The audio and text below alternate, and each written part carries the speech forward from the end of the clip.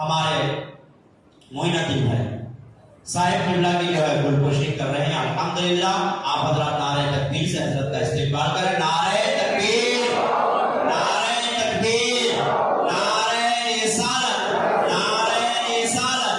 جشن عید میلاد النبی، جشن عید میلاد النبی. سرکار کی آمد، سرکار کی آمد، حضور کی آمد، پرنور کی آمد، سرکار کی آمد. نعرہ تکبیر، نعرہ رسالت. حضرت کے ذات محتاج تعارف نہیں ہے. الحمدللہ آپ ایک بہترین حافظ و قاری ہونے کے ساتھ ساتھ ایک بہترین عالم دین ہے اور ایک پاکمال خطیب ہے اور بہترین آسان الفاظ میں جو ہے خطاب سمجھانے کا آپ جو ہے ہنر اپنے پاس رکھتے ہیں اور ساتھ ہی ساتھ تقریر کے درمیان بیچ میں بہترین انداز میں نعت کے اشعار سے بھی آپ کے ذہن کو محظوظ فرماتے ہیں. تو حضرت کو میں اس شعر کے ساتھ دعوت دیتا ہوں کہ کس شعر کی آمد ہے کہ رن کاپ رہا ہے، رن ایک طرف چرخے کوہن کاپ رہا ہے، وہابی کا بدن زیر کفن کاپ رہا ہے. مائک پر حضرت علامہ و مولانا حافظ و قاری سید شاہ ارشد حاجی صاحب قبلہ دامت برکات العالیہ سجادہ نشین چکری شریف.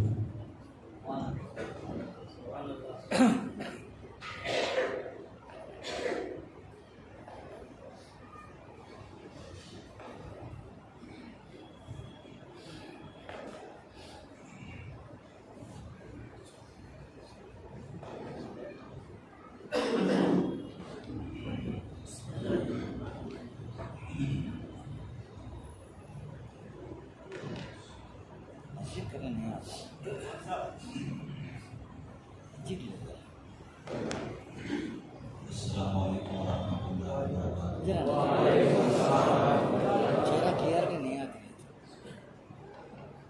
الحمدللہ رب العالمین. الحمدللہ نحمدہ ونستعینہ ونستغفرہ ونؤمن بہ ونتوکل علیہ ونعوذ باللہ من شرور انفسنا ومن سیئات اعمالنا. من يهده الله فلا مضل له ومن يضلله فلا هادي له. ونشهد ان لا اله الا الله وحده لا شريك له ونشهد ان سيدنا وسندنا ومولانا محمدا عبده ورسوله. اما بعد فقد قال الله تبارك وتعالى في القرآن المجيد والفرقان الحميد. فاعوذ بالله من الشيطان الرجيم. بسم الله الرحمن الرحيم. النبي أولى بالمؤمنين من أنفسهم. صدق الله العظيم. قال الله تبارك وتعالى في شان عظمة حبيبه الكريم إن الله وملائكته يصلون على النبي يا أيها الذين آمنوا صلوا عليه وسلموا تسليما. سيدنا محمد وعلى آل سيدنا محمد وبارك وسلم. اللهم صل وسلم وبارك على آل محمد وعلى آل محمد.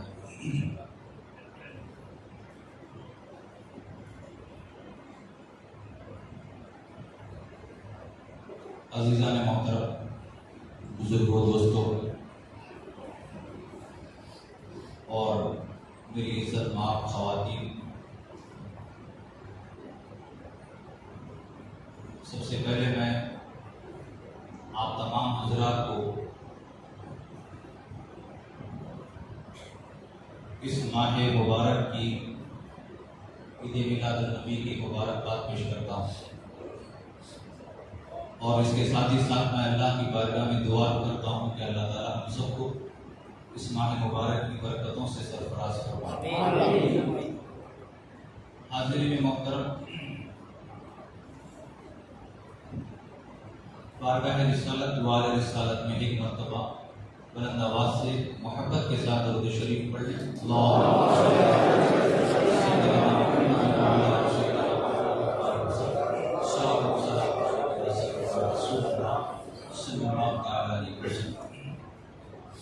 ایک کانٹا ہے پھول ہو جائے، ایک کانٹا ہے پھول ہو جائے، دل مقام رسول ہو جائے. ایک کانٹا ہے پھول ہو جائے، دل مقام رسول ہو جائے. چھیڑ دو ذکر سید عالم، چھیڑ دو ذکر سید عالم، رحمتوں کا نزول ہو جائے، چھیڑ دو ذکر سید عالم، رحمتوں کا نزول ہو جائے۔ وہ نہیں ہوتے کبھی عقل کے تابع، وہ نہیں ہوتے کبھی عقل کے تابع، عشق جن کا وصول ہو جائے، عشق جن کا وصول ہو جائے۔ سرمائے نور میری آنکھوں کا، سرمائے نور میری آنکھوں کا، ان کے قدموں کی دھول ہو جائے، سرمائے نور میری آنکھوں کا، ان کے قدموں کی دھول ہو جائے۔ حاضرین محترم، آئیے میلاد النبی کے اس مبارک مجلس میں کچھ باتیں آپ کے گوش و گزار کر کے میں اپنی بات کو آگے لے چلوں۔ حاضرین محترم، جو ٹاپک مجھے دیا گیا تھا، میں اس ٹاپک پر آج گفتگو نہیں کروں گا، کیونکہ دوسری کچھ مصروفیات کی وجہ سے میں اس پر کچھ تیاری نہیں کر سکا۔ میں آپ لوگوں سے معذرت خواہ ہوں، لیکن آج جس موضوع پر میں بولنے کے لیے کھڑا ہوا ہوں وہ موضوع ہے محبت رسول اور اس کے تقاضے۔ اصل جو چیز ہوتی ہے وہ محبت ہوتی ہے۔ تو آج انشاءاللہ مختصراً محبت رسول اور اس کے تقاضے اس موضوع پر میں کچھ باتیں آپ کے گوش گزار کرنے کی کوشش کروں گا۔ حاضرین محترم، محبت کے تعلق سے ایک حدیث میں سنانا چاہوں گا۔ اللہ کے رسول صلی اللہ علیہ وسلم فرماتے ہیں کہ لا یؤمن احدکم احب الیہ من والدہ وولدہ والناس اجمعین۔ کیا فرماتے ہیں حضور؟ ہمارے اور آپ کے پیارے آقا کیا فرماتے ہیں؟ لا یؤمن احدکم، تم میں سے کوئی بھی مومن نہیں ہو سکتا، احب الیہ، جب تک کہ اس کے نزدیک میں محبوب تر نہ ہو جاؤں، جب تک کہ اس کے نزدیک میں محبوب تر نہ ہو جاؤں۔ کس سے محبوب تر نہ ہو جاؤں؟ من والدہ، اس کے باپ سے زیادہ، من ولدہ، اس کی اولاد سے زیادہ، والناس اجمعین، اور دنیا کے سارے لوگوں سے زیادہ۔ جب تک میں اس کے نزدیک محبوب تر نہ ہو جاؤں وہ مومن ہو ہی نہیں سکتا۔ تو حاضرین محترم، اس حدیث کا مطلب کیا ہے کہ ہمارے دل میں اپنے والد کی محبت بھی ہوتی ہے، اپنے اولاد کی محبت بھی ہوتی ہے، اپنی ماں کی محبت بھی ہوتی ہے، اور دوست و احباب کی، رشتہ داروں کی محبت بھی ہوتی ہے، مگر حدیث کا مفہوم یہ ہے کہ ان کی محبت تو دل میں رکھ، مگر ان سے زیادہ محبت تو اللہ رسول سے کر۔ دوسروں کی محبت سے منع نہیں کیا جا رہا ہے، محبت ہی جو ہے رشتے کو چلانے والی ہے۔ اگر اولاد کی محبت باپ کے دل میں نہ ہو تو باپ اولاد کی پرورش نہیں کر سکتا۔ محبت سے منع نہیں کیا جا رہا ہے، بلکہ حدیث کا مفہوم یہ بتاتا ہے کہ محبت سب کی رکھ اپنے دل میں، مگر ان کی محبت اللہ رسول کی محبت سے بڑھنے نہ پائے، آگے بڑھنے نہ پائے۔ سب سے زیادہ ترجیح، سب سے زیادہ پریفرنس اگر محبت کے معاملے میں ہو تو ہمارے دل میں سب کی محبت ہو، مگر سب سے زیادہ محبت اللہ رسول کی ہو۔ تو حاضرین محترم، آج خدا یہ مجلس میں جو آپ بیٹھے ہیں، خدا کی قسم اس مجلس کا ایک ایک لمحہ بڑا قیمتی لمحہ ہے۔ یہاں پر جتنے بھی حضرات بیٹھے ہو، جتنے لوگ بیٹھے ہوئے ہیں یہ سارے ایسے ہی نہیں آئے، بلکہ ان کو آنے کی اللہ نے توفیق عطا فرمایا۔ انسان جب اللہ کی بارگاہ میں ہاتھ اٹھاتا ہے دعا مانگنے کے لیے، تو دعا مانگنے کے لیے بھی اللہ کی توفیق ہونا، ورنہ کئی لوگ ایسے فرض پڑھ کے نکل جاتے، دعا مانگنے کی توفیق نہیں ہوتی، ہاتھ اٹھانے کی توفیق نہیں ہوتی۔ تو ہاتھ اٹھانا بھی اللہ کی توفیق سے ہے، آپ کا یہاں پر جمع ہونا بھی اللہ کی توفیق سے ہے۔ تو حاضرین محترم، میں عرض کر رہا تھا کہ ایک ایک لمحہ، ایک ایک سیکنڈ آپ کا یہاں پر قیمتی ہے، انمول ہے، اور آپ کا یہاں پر گزارا ہوا وقت انشاءاللہ مرنے کے بعد میدان حشر میں کام آنے والا ہے۔ وہاں پر کوئی دولت کام نہیں آئے گی، وہاں پر کوئی مال کام نہیں آئے گا، وہاں پر کوئی بینک بیلنس کام نہیں آئے گا، وہاں پر کوئی بلڈنگیں، دنیا کی مال و متاع وہاں پر کام نہیں آئے گا۔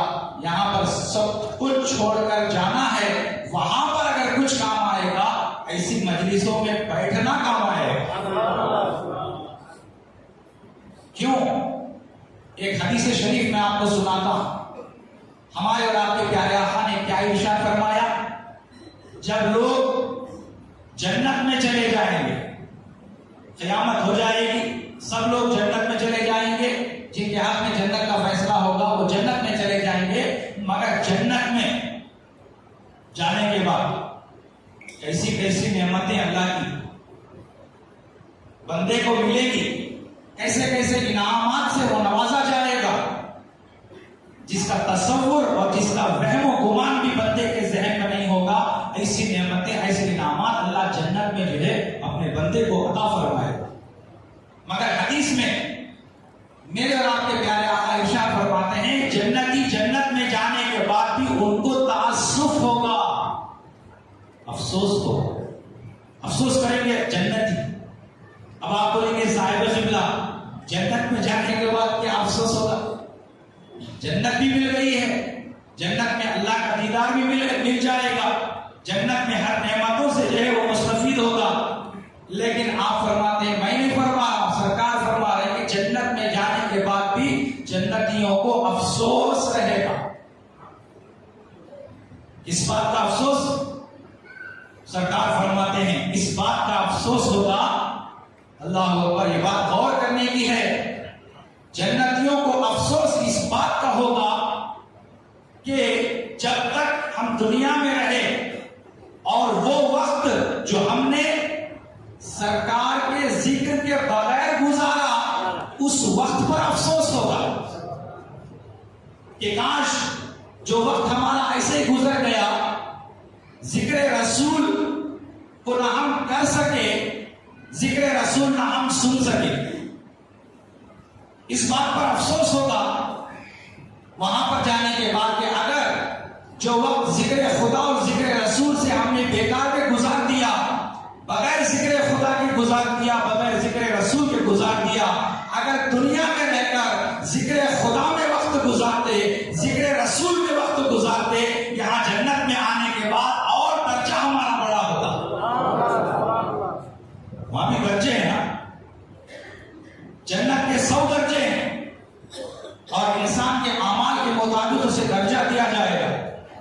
تو وہاں پر جانے کے بعد اسے افسوس ہوگا کہ کاش دنیا میں جو وقت میں نے فضول گزارا، اگر وہ ذکر خدا میں گزارتا، ذکر رسول میں گزارتا، سننے میں گزارتا، کرنے میں گزارتا، تو جنت میں میرا درجہ کچھ اور ہی ہوتا، جنت میں میرا مقام کچھ اور ہی ہوتا، میرا اعلیٰ درجہ ہوتا۔ یہ افسوس ہوتا جنتی کو جنت میں جانے کے بعد۔ تو عزیزان ملت اسلامیہ، آپ یقین مانیے یہ لمحے بڑے قیمتی لمحے ہیں، یہ اوقات جو آپ گزار رہے ہیں، اپنے نیند کو قربان کر کے، اپنے آرام کو قربان کر کے یہاں پر جو آئے ہیں، آپ یقین مانیے یہ بڑے قیمتی لمحے ہیں، اور یہی لمحے آپ کو جنت میں درجات کی بلندی میں کام آنے والے ہیں۔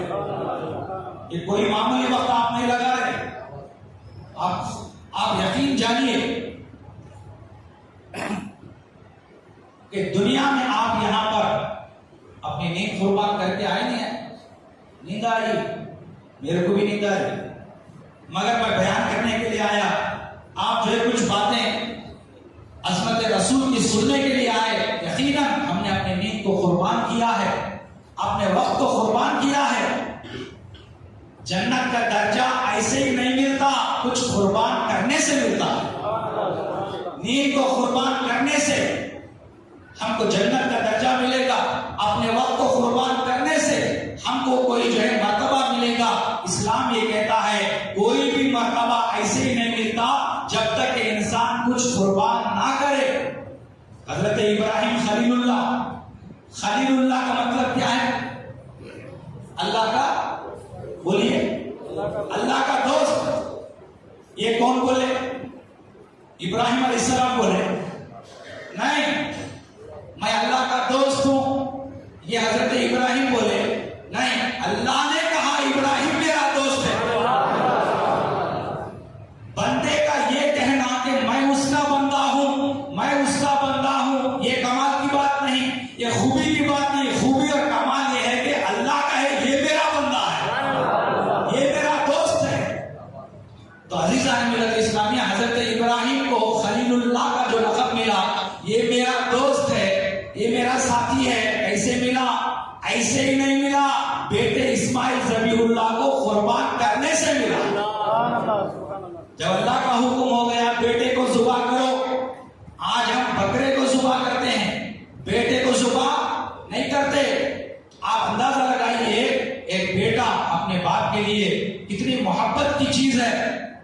بیٹے سے باپ کو کتنی محبت ہوتی ہے. بکرے کو ہم 3 دن پالتے ہیں، اس سے محبت ہو جاتی ہے. جب چھری چلانے کا وقت ہوتا ہے تو دل گوارا نہیں کرتا. اسے چارہ ڈالتے ہیں، اسے پانی رکھتے ہیں، دل گوارا نہیں کرتا. مگر اللہ اکبر، حضرت ابراہیم خلیل اللہ کی محبت پر قربان چاہیے کہ ان کے دل میں اللہ نے کیسی محبت رکھی تھی، ان کے دل میں اللہ کی کیسی محبت تھی، وہ اللہ کو کیسے چاہتے تھے. اللہ نے حکم دے دیا بیٹے کو ذبح کر، بکرے کو نہیں. آپ اپنے بیٹے کو ذبح کرنے کے لیے تیار ہو گئے. معمولی بات نہیں ہے بیٹے کو ذبح کرنا.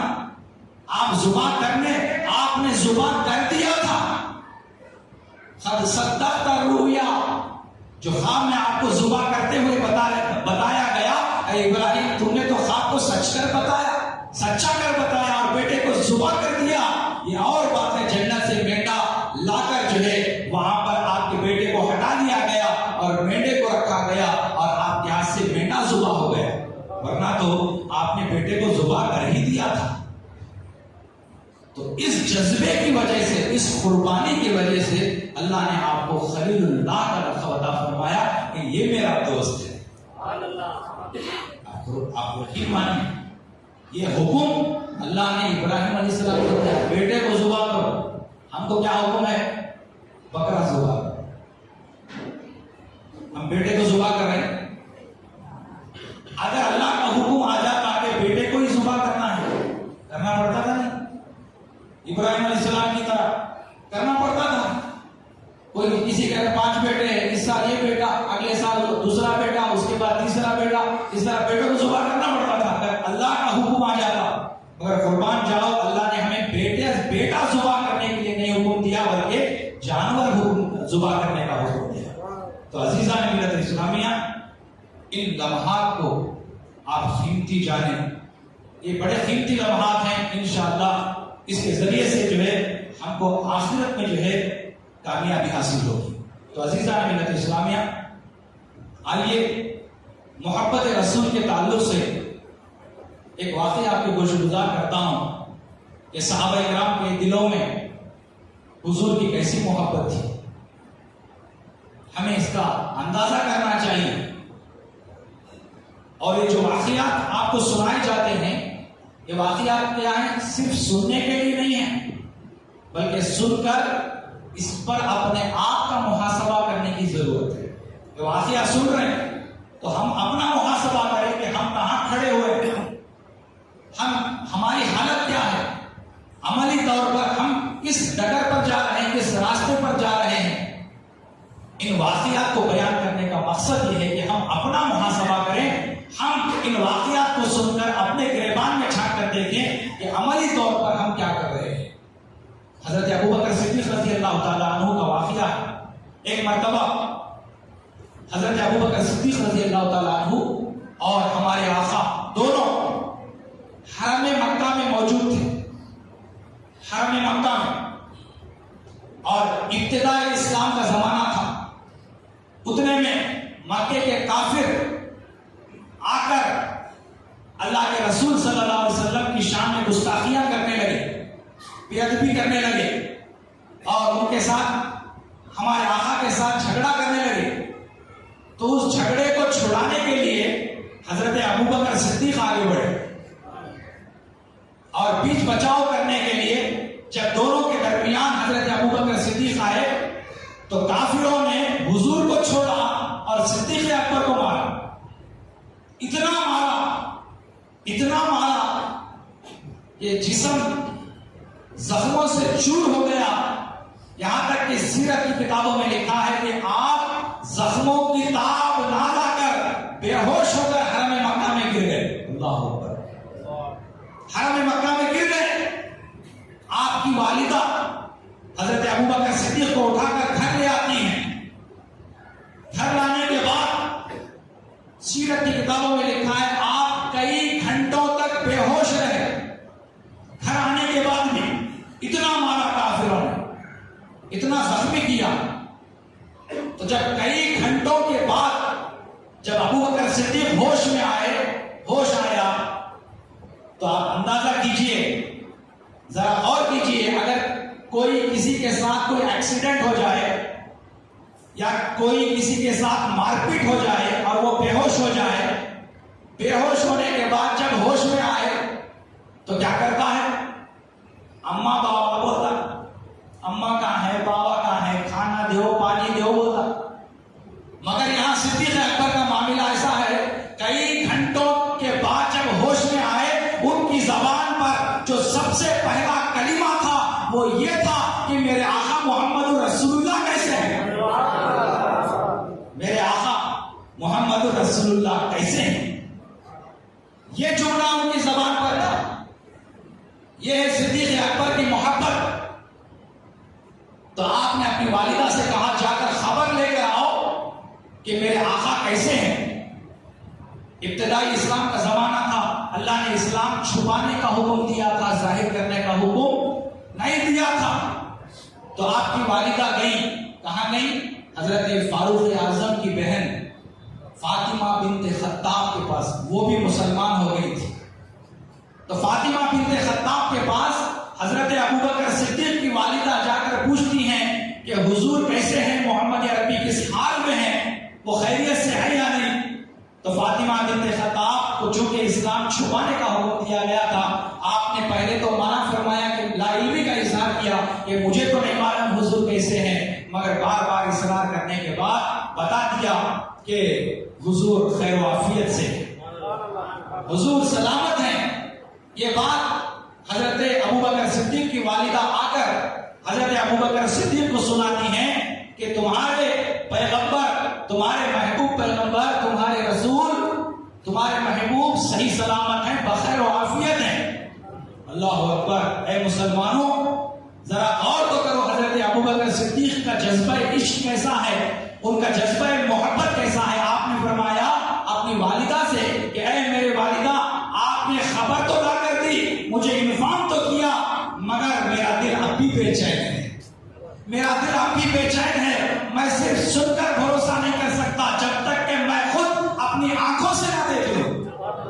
اللہ اکبر. اسی زخموں کی حالت میں اٹھتے ہیں، زخموں کا کوئی علاج نہیں کیا، زخموں کی حالت میں اٹھتے ہیں، اور رات میں جب آدھی رات گزر جاتی ہے تب اٹھ کر جو ہے اپنی ماں کے ساتھ آپ جو ہے حضور کے پاس تشریف لے جاتے ہیں.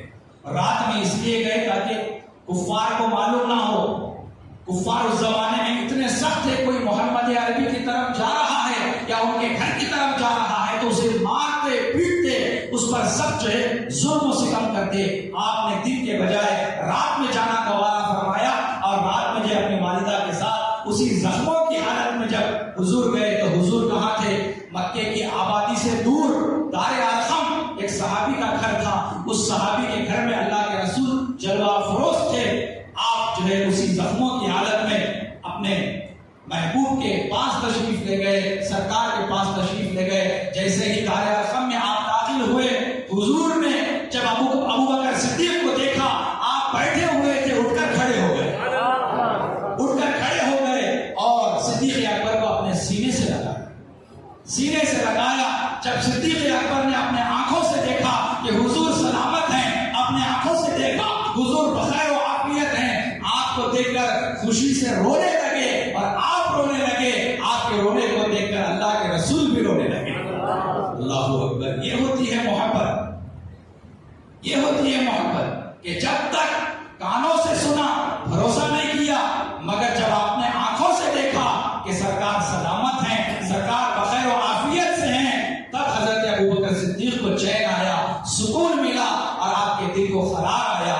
عزیزان ملت اسلامیہ، یہ ہوتی ہے محبت یہ ہوتی ہے.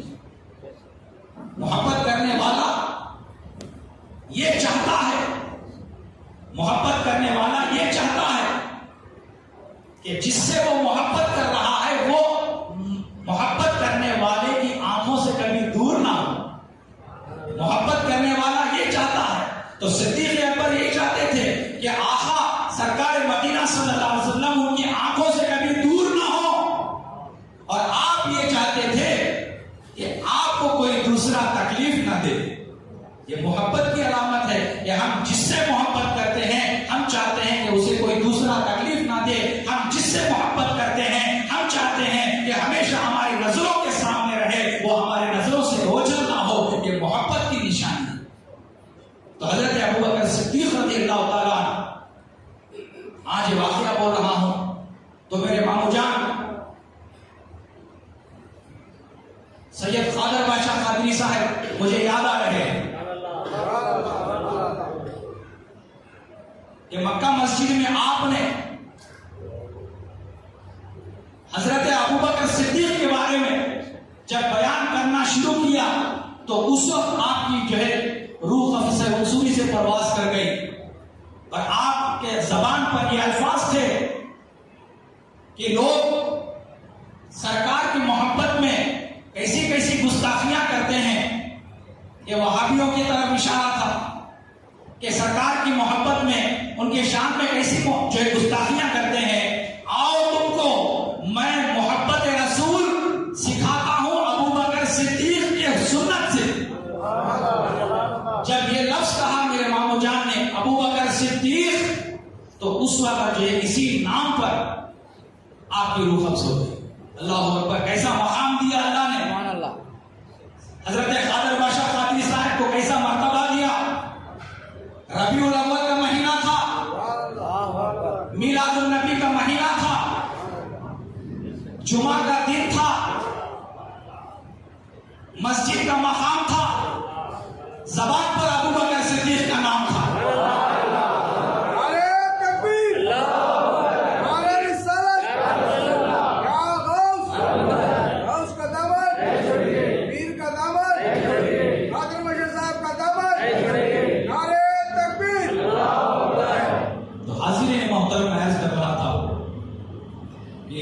وہ ایسی ہستی تھے جو ہمیں مرتے دم تک یاد رہیں گے. اللہ تعالیٰ ان کی قبر کو نور سے بھر دے.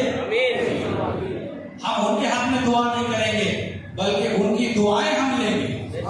وہ ایسی ہستی تھی. اللہ تعالیٰ ان کے اولاد بھی جو ہے سامنے ہیں. اللہ تعالیٰ انہیں بھی جو ہے قوم کی خدمت کرنے کی زندگی پر توفیق عطا فرمائے، کیونکہ انسان خدمت سے سرکار بنتا ہے. خادم جو ہوتا ہے سید القومی خادم القومی سیدہم، یعنی جو قوم کا جو خادم ہوتا ہے حقیقت میں وہ خادم نہیں ہوتا، وہ قوم کا سردار ہوتا ہے. سید القومی خادم ہو. تو عزیزان ملت اسلامیہ میں عرض کر رہا تھا کہ اللہ کے رسول صلی اللہ علیہ وسلم سے حضرت ابوبکر صدیق کو کیسی محبت تھی کہ جب تک اپنے آنکھوں سے نہیں دیکھا آپ کے دل کو چین نہیں پڑا، آپ کے دل کو قرار نہیں آیا. حضرت ثوبان رضی اللہ تعالیٰ صحابی رسول ہے. ابھی ابتداء اسلام کا زمانہ ہے، بالکل ابتداء اسلام. حضرت ثوبان رضی اللہ تعالیٰ صحابی رسول ایک مرتبہ صحابہ نے دیکھا کہ حضرت ثوبان کا چہرہ زرد پڑ گیا، چہرے کا رنگ بدل گیا، آنکھوں کے نیچے حلقے آ گئے سیاہ، رنگ فخ ہو گیا ہے، چہرہ زرد ہو گیا ہے، اور دن بدن حضرت ثوبان بیمار ہوتے جا رہے ہیں، دبلے ہوتے جا رہے ہیں، بیمار ہوتے جا رہے ہیں۔ تو ساتھی صحابہ نے پوچھا کہ اے ثوبان کیا بات ہے؟ ہم دیکھ رہے ہیں کہ دن بدن روز بروز تمہاری حالت رہ جا رہی ہے، تمہاری آنکھوں کے نیچے سیاہ حلقے پڑ جا رہے ہیں اور تم بیمار ہوتے چلے جا رہے ہو، تمہارے چہرے کا رنگ زرد ہوتا چلا جا رہا ہے، تمہارا رنگ فخ ہو گیا ہے، اے ثوبان کیا بات ہے، کیا معاملہ ہے؟ صحابہ پوچھنے لگے۔ تو صحابہ نے پوچھا تو حضرت ثوبان نے کہا کہ میری خیر خیریت پوچھنے کے لیے شکریہ، میری خیر خیریت پوچھنے کے لیے اے صحابہ شکریہ، مگر کس وجہ سے بیمار ہو رہے ہیں وجہ نہیں بتائی، وجہ نہیں بتائی، ریزن نہیں بتایا۔ صحابہ کرام کیا کرے؟ حضرت ثوبان ساتھی ہیں، دوست ہیں، وجہ انہوں نے نہیں بتائی تو سیدھے پہنچ گئے سرکار کے پاس، ہمارے آقا کے پاس پہنچے، پہنچ کر کہا یا رسول اللہ آپ ثوبان کو بلائیے، اپنے دربار میں طلب فرمائیے اور پوچھئے کہ آخر وہ بیمار کیوں ہو رہے ہیں، ان کے چہرے کا رنگ زرد کیوں پڑ رہا ہے، ان کا رنگ فخ کیوں ہو گیا ہے، ان کی آنکھوں کے حلقے سیاہ کیوں ہو گئے ہیں، یا رسول اللہ آپ اپنے بارگاہ میں طلب فرمائیے اور انہیں پوچھئے۔ تو اللہ کے رسول اپنے دربار میں حضرت ثوبان کو طلب فرماتے ہیں، طلب کر کے پوچھتے ہیں ثوبان کیا بات ہے کہ میں بھی دیکھ رہا ہوں کہ تم روز بروز دن بدن کیا ہے بیمار ہوتے چلے جا رہے ہو، تمہارے چہرے کا رنگ زرد پڑ گیا ہے، تم نحیف ہو، کمزور ہو گئے ہو، اے ثوبان کیا بات ہے؟ تو اب پہلے سوال کون کرے؟ صحابہ پوچھے، تو صحابہ پوچھے تو جواب نہیں دیے، مگر جب سرکار نے سوال کیا تو جواب نہیں دینے کا تو سوال ہی نہیں، سوال کون کر رہا ہے وہ دیکھا جائے گا کہ سوال صحابہ نے جب کیا تو دوست ہے، ساتھی ہے، بہلا گئے، پھسلا گئے، جواب نہیں بتایا، مگر سوال اب سرکار کر رہے ہیں، دو جہاں کے آقا کر رہے ہیں، سید دو عالم کر رہے ہیں، شب اسرا کے دولہا کر رہے ہیں، عظمت و شان والے جلیل القدر پیغمبر سوال کر رہے ہیں، اب تو جواب دینا ہی دینا ہے۔ تو آپ نے کہا یا رسول اللہ ایک فکر مجھے کھائی جا رہی ہے، ایک فکر مجھے کھائی جا رہی ہے۔ اللہ کے رسول پوچھتے ہیں ثوبان وہ کیا فکر ہے؟ آپ فرماتے ہیں یا رسول اللہ ایک وقت آئے گا میں بھی اس دنیا سے چلا جاؤں گا، میرا بھی انتقال ہو جائے گا، اور ایک وقت وہ بھی آئے گا آپ بھی ظاہری دنیا سے تشریف لے جائیں گے، ہم دونوں جنت میں چلے جائیں گے، مگر یا رسول اللہ آپ پیغمبر ہیں، جنت میں تو صحابی ہوں آپ کا، میرا درجہ جنت میں کم ہوگا، میرا مقام جنت میں کم ہوگا، مگر آپ پیغمبر ہیں، صرف پیغمبر نہیں، پیغمبروں کے پیغمبر ہیں، آپ رسول ہیں، صرف رسول نہیں، رسولوں کے رسول ہیں، آپ نبی ہیں، صرف نبی نہیں ہیں، نبیوں کے نبی ہیں، پھر رسولوں میں حضرت ابراہیم خلیل اللہ، حضرت اسماعیل ذبیح اللہ، حضرت موسیٰ کلیم اللہ، حضرت عیسیٰ روح اللہ، جلیل القدر پیغمبروں کے آپ جھرمٹ میں ہوں گے جنت میں۔ یا رسول اللہ ایک فکر کھائی جا رہی ہے، آپ کا درجہ انبیاء میں ہوگا، میرا درجہ میرے ساتھیوں میں ہوگا، جب تک میں دنیا میں ہوں آپ کے پاس آتا ہوں، آپ کو دیکھتا ہوں، آپ کے دیدار سے مشرف ہوتا ہوں، آپ کو دیکھتا ہوں، آپ کو دیکھ کر کلیجے میں ٹھنڈک پڑ جاتی ہے، آپ کو دیکھ کر دل کو چین آ جاتا ہے، دل کو قرار آ جاتا ہے۔ یا رسول اللہ دنیا کا معاملہ تو یہ ہے، مگر جب جنت میں جائوں گا وہاں آپ کا درجہ اعلیٰ ہوگا، میرا درجہ نیچے ہوگا، اگر وہاں پر میں آپ کا دیدار کرنا چاہوں گا یہ کیسے ہو سکتا ہے؟ یا رسول اللہ یہی فکر مجھے کھائی جا رہی ہے، بولو جی سبحان اللہ، یہی فکر مجھے کھائی جا رہی ہے۔ یا رسول اللہ قربان جائے ہمارے آقا نے کیا فرمایا؟ حدیث ہے، سرکار فرماتے المرء مع من احب، آدمی جس سے محبت کرے جنت میں وہ اسی کے ساتھ رہے گا، آدمی دنیا میں جس سے محبت کرتا ہے وہ اسی کے ساتھ رہے گا۔ اگر آپ مثلاً ولی سے محبت کرتے ہیں جنت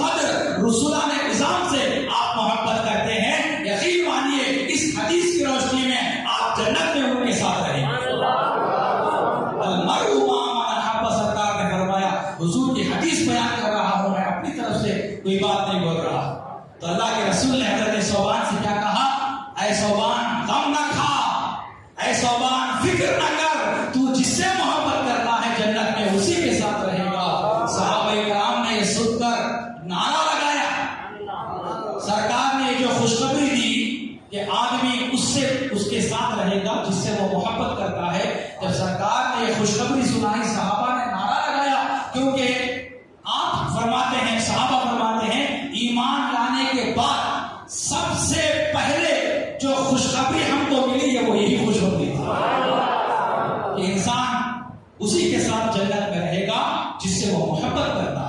تو یہ خوشخبری اللہ کے رسول نے دی، اور ایمان لانے کے بعد سب سے پہلی خوشخبری، باقی کی خوشخبریاں تو اللہ کے رسول نے بعد میں عطا فرمائی، سب سے پہلی خوشخبری یہی تھی کہ انسان جس سے محبت کرے جنت میں وہ اسی کے ساتھ رہے گا۔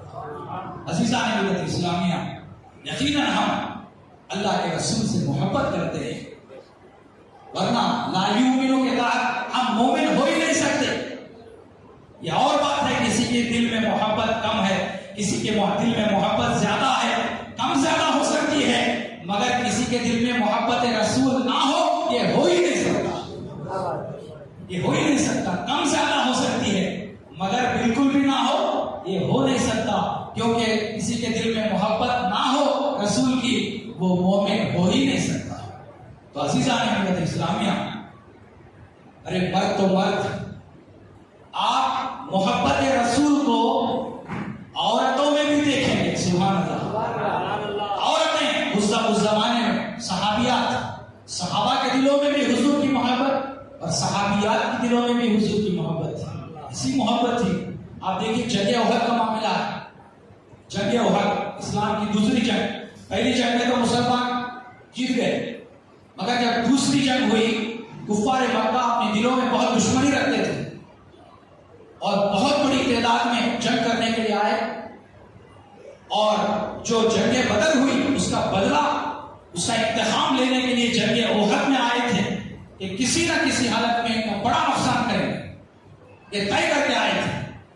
جنگ احد جب شروع ہوئی، اللہ اکبر، پہلے سٹارٹنگ میں مسلمان غالب آ گئے کافروں پر، مگر ایک غلطی کی وجہ سے مسلمانوں کی کفار پلٹ کر جب حملہ کرے، ایسا سخت حملہ تھا کہ صحابہ میدان جنگ چھوڑ کر جانے لگے، کفار کے حملے سے۔ ہوتا ہے ایسا، انسان کبھی کبھی ہمت کم ہو جاتی ہے، ہمت ہار جاتا ہے، انسان ہے، بشری تقاضا ہے۔ تو صحابہ کرام میدان جنگ چھوڑ کر جانے لگے، تو ایسے نازک حالات میں حضرت بی بی ام عمارہ رضی اللہ تعالیٰ صحابیہ، وہ جنگ احد میں موجود، عورتیں جنگ میں شامل نہیں ہوتی تھی، اگر شامل بھی ہوتی تو اس زمانے میں کیا کرتے تھے، زخمیوں کی مرہم پٹی کرنے کے لیے اور زخمیوں کو پانی پلانے کے لیے عورتوں کو لے جاتے تھے۔ تو حضرت بی بی ام عمارہ زخمیوں کی پٹی فرماتی تھی، اور جن کو پیاس لگتی تھی ان کو پانی پلانے کے کام پر آپ مامور تھی۔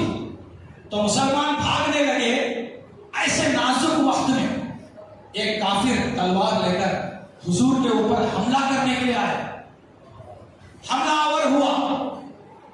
تو جیسے وہ حملہ آور ہوا، حضرت بی بی ام عمارہ نے کیا کیا، فوراً تلاش کیا، قریب میں ایک تلوار پڑی ہوئی تھی، اٹھا کر اس کافر کو مارا۔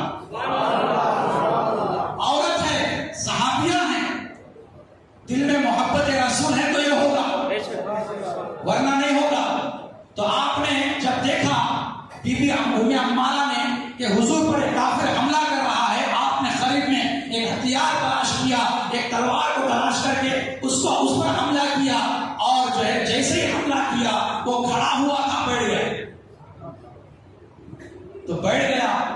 تو حضور ام عمارہ کی اس محبت کو دیکھ کر، اس جانثاری کو دیکھ کر، اس فداکاری کو دیکھ کر حضور مسکرانے لگے، حضور کے چہرے پر تبسم آیا۔ آپ نے کہا، اے ام عمارہ، یہ کافر جو مجھ پر حملہ کرنے کے لیے آیا تھا، یہ وہی کافر ہے جس نے تیرے بچوں کو بھی زخمی کیا۔ تو جیسے ہی ام عمارہ نے یہ بات سنی، دوبارہ وہ تلوار لے کر جو ہے اس پر حملہ کری، ایسا حملہ کیا کہ وہ اپنے پیچھے کے حصے سے گھسیٹتا ہوا دور تک گیا اور وہاں سے بھاگ کر نکل گیا۔ اللہ اکبر۔ حضرت ام عمارہ صحابیہ ہیں، ایسی محبت ہے ان کے دل میں حضور کی کہ ان پر کوئی حملہ حملہ کر رہا ہے تو اپنے جان کو بھی جو ہے انہوں نے پرواہ نہیں کی اور حضور کی جو ہے ڈھال بن گئی. صحابیہ ہیں, عورت ہیں. تو عزیزان ملت اسلامیہ بات یہی ختم نہیں ہوئی. جب جنگ احد ختم ہو گئی تو اللہ کے رسول صلی اللہ علیہ وسلم نے حضرت بی بی ام عمارہ کو بلا کر کہا, جنگ میں اے ام عمارہ, تو نے جو میری خدمت کی ہے, تو نے جو جانثاری بتائی ہے, میرے لیے جو ڈھال بن گئی ہے, اے ام عمارہ تو آج مان کیا مانگتی ہے؟ سبحان اللہ. اللہ کے رسول پوچھتے ہیں تو آج جو مانگے گی میں وہ عطا کروں گا, آج جو مانگے گی وہ عطا کروں گا. حضرت بی بی ام عمارہ رضی اللہ تعالیٰ عنہا کیا پوچھتی ہیں؟ آپ غور کیجئے. آپ پوچھتے ہیں یا رسول اللہ, جنگوں میں رہ کر آپ کی میں جیسی خدمت کر رہی ہوں, کل قیامت کے دن جنت میں بھی مجھے ایسی ہی خدمت جو ہے کرنے کا موقع یہ فرمائے حضرت ام عمارہ نے, دنیا میں رہ کر میں آپ کی جیسی خدمت کر رہی ہوں, یا رسول اللہ آپ دعا فرمائیں جنت میں جب جاؤں میرے شوہر, میرا شوہر, میرے بچے جنت میں بھی آپ کے خادموں میں شامل رہیں. تو اللہ کے رسول نے اسی وقت اللہ کی بارگاہ میں ہاتھ اٹھا کر دعا فرمائی, اللہم اجعلہم رفقاء فی الجنہ. اے اللہ بی بی ام عمارہ کو اور ان کے شوہر کو اور ان کے بچوں کو جنت میں میرا خادم بنا. اللہ کے رسول نے دعا فرمائی. تو عزیزان ملت اسلامیہ, مرد حضرات تو مرد حضرات, عورتوں میں بھی عشق رسول کا جذبہ ایسا تھا, محبت رسول کا جذبہ ایسا تھا. اللہ اکبر. عزیزان ملت اسلامیہ, اگر ہمارے دلوں میں بھی محبت رسول اگر ہے تو ہم کو دو کام کرنا چاہیے. میں آج یہی میسج دینے کے لیے آیا ہوں, آج یہی پیغام دینے کے لیے آیا ہوں کہ اگر ہمارے دلوں میں بھی حضور کی سچی محبت ہے تو ہم کو دو کام کرنا چاہیے. کیا ہیں وہ دو کام؟ اگر وہ دو کام کریں گے تو اس بات کی علامت ہے کہ آپ کے دل میں سرکار کی سچی محبت ہے. وہ دو کام آپ کر لیں. وہ دو کام کیا ہیں؟ ایک ہے اطاعت, ایک ہے اتباع. دو کام, ایک ہے اطاعت اور دوسری ہے اتباع. دونوں میں ڈفرنس ہے, فرق ہے. کیا فرق ہے؟ اطاعت کہتے ہیں حکم کی تعمیل کرنے کو اطاعت کہتے ہیں. سرکار کوئی حکم دیے, جسے حکم دیے وہ ان کے حکم کو مان لیا, عمل کر لیا, اس کو بولتے ہیں اطاعت. اتباع کسے کہتے ہیں؟ وہاں پر حکم نہیں ہوتا, حضور جیسے کر رہے ہیں ویسا کیا جائے, اس کو کہتے ہیں اتباع. اتباع میں حکم نہیں ہوتا, اطاعت میں حکم ہوتا ہے. تو دو چیزیں آپ کر لیں, ایک اطاعت کر لیں سرکار کی, ایک اتباع کر لیں, تو ہماری محبت میں ہم کھڑے ہو جائیں گے, ہماری محبت میں ہم سچے ہو جائیں گے. تو آؤ میں آپ کو بتاتا ہوں کہ اطاعت کسے کہتے ہیں. اطاعت کسے کہتے ہیں؟ حکم کی بجا ہوئی کو سرکار حکم دیے, ہم اس پر چلیں, اس کو بولتے ہیں اطاعت. جیسے مثال کے طور پر یہ دو باتیں بول کر میں اپنے گفتگو کو ختم کر لیتا ہوں. دو باتیں, ایک اطاعت کے ضمن میں ایک بات کہوں گا اور دوسری اتباع کے ضمن میں کہوں گا. اطاعت بولے تو سرکار کوئی حکم دیے اس پر ہم کو چلنا ہے, بس اس کو بولتے ہیں اطاعت. اس کی مثال ایسی ہے کہ سرکار کے زمانے میں مسجد نبوی, آج جو ہے جو حاجی مسجد نبوی کو جاتے ہیں بہت بڑی ہے, لیکن اس زمانے میں اتنی بڑی نہیں تھی. بالکل یہ حال بھی شاید اتنی بڑی بھی نہ ہو, بالکل چھوٹی تھی مسجد نبوی. لوگ جمعہ کی نماز پڑھنے کے لیے آتے صحابہ, تو تھوڑے صحابہ اندر ہوتے, تھوڑے صحابہ باہر ہوتے, کھڑے ہو کر جو اب کھڑے ہونے کی نوبت آ جاتی تھی. تو ایک مرتبہ ایسا ہوا, جمعہ کا وقت تھا, سرکار خطبہ دے رہے تھے. خطبہ دیتے دیتے سرکار نے حکم دیا. کیا حکم دیا؟ کہ باہر جو لوگ کھڑے ہوئے ہیں وہ بیٹھ جائیں. سرکار نے آرڈر دیا, حکم. اور حکم کی تعمیل کرنا یہ اطاعت کہلاتا. تو سرکار نے جمعہ کا خطبہ دیتے دیتے حکم دیا کہ باہر جو لوگ کھڑے ہوئے ہیں وہ بیٹھ جائیں. مگر ایک صحابی جو مسجد میں بھی نہیں تھے, باہر بھی کھڑے ہوئے نہیں تھے, बाहर जो सड़क थी, रोड था, वो रोड से जा रहे थे, रोड से जा रहे थे। सरकार का हुक्म किसके लिए था? जो मस्जिद के बाहर खड़े हुए उन सहाबा के लिए हुक्म था सरकार का, रोड पर जाने वालों के लिए नहीं था। मगर वो सहाबी रोड पर से गुजर रहे थे मस्जिद के सामने से, और सरकार खुतबा देते देते फरमाए कि बाहर जो खड़े हैं वो बैठ जाएं। जैसे ही हुजूर का ये हुक्म सड़क पर जाने वाले सहाबी के कान में पड़ा, आप वहीं पर बैठ गए, आप वहीं पर बैठ गए। जुमा का वक्त है, तपती हुई धूप सर पर है, तपती हुई जमीन नीचे है, पैर नंगे हैं, वहीं सड़क पर बैठ गए। तो जब जुमा का वक्त हो गया तो लोग समझे कि जब तपती हुई धूप में बैठ गए, शायद इनको चक्कर आ गया। तो साहबा क्या करे, पानी लेकर आए, लाकर ऊपर छिड़कने लगे। तो जैसे ही छिड़के, वो साहबी बोले, अरे क्या कर रहे हो? तो साहबा बोले कि आप बेहोश हो गए हैं धूप में, ये समझे हम। तो नहीं नहीं, मैं बेहोश नहीं हुआ, सरकार ने हुक्म दिया बैठने के लिए तो मैं बैठ गया। तो साहबा बोले, अरे आपको वो हुक्म नहीं था, मस्जिद के बाहर जो खड़े हुए थे उनके लिए वो हुक्म था। तो सहाबी के हुक्म की तामील पर कुर्बान जाओ, ऐसा जज्बा था हुजूर के हुक्म पर चलने का। आपने फरमाया, ऐ सहाबा, नहीं नहीं, वो सब मुझे नहीं मालूम, मेरे कानों में सरकार का हुक्म आया, बैठ जाओ, मैं बैठ गया। अब वो हुक्म बाहर वालों के लिए था या अंदर वालों के लिए था, मैं कुछ नहीं जानता, सरकार का हुक्म मेरे कानों में पड़ गया, मैं बैठ गया। अल्लाहू अकबर। यह है इताअत, हुक्म की तामील करना, हुक्म की तामील करना। तो अजीजान मिल्लत इस्लामिया, सहाबा में ये जज्बा था इताअत का, सरकार कोई हुक्म देते फौरन हुक्म की तामील करते थे। तो अजीजान मिल्लत इस्लामिया, बात आई तो समझाते हुए जाऊं कि सरकार ने जो हुक्म दिया सहाबा को, जो मस्जिद से बाहर खड़े हुए थे, बैठ जाओ, कि क्यों हुक्म दिया? इसका राज है, इसका मसला ये है कि जब इमाम व खतीब नमाज जुमा का बयान खत्म करके जब खुतबा देने के लिए मिंबर पर चढ़े, मसला ये है, अदब ये है कि खुतबे जुमा को खड़े होकर सुनना सही नहीं है, बैठकर सुनना सही है।